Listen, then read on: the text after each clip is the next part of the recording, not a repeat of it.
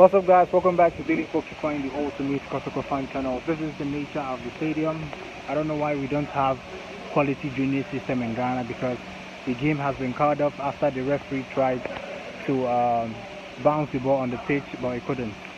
There's flood everywhere, water everywhere at the stadium here. You can see there's water everywhere.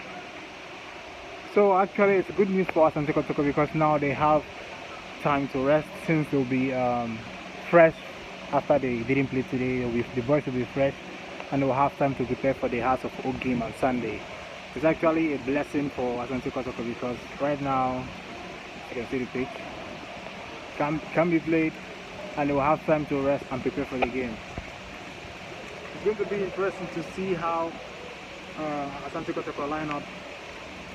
Just to see how Asante Kotoko line up on Sunday, because today Fabio Gama, Kwame Puku was not in the post, was not in the lineup. Razaka Balora was also not in the lineup.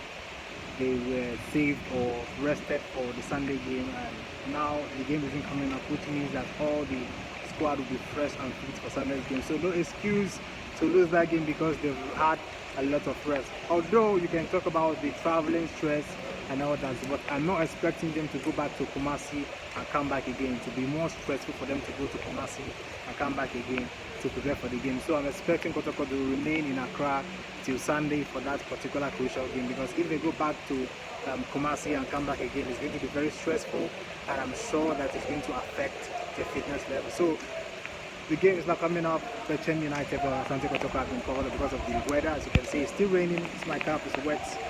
My body is wet everywhere, sweat, and sorry about that. And I'm about going home right now. So if you haven't subscribed, do that right now and click notification bell. See you next time, guys. Goodbye.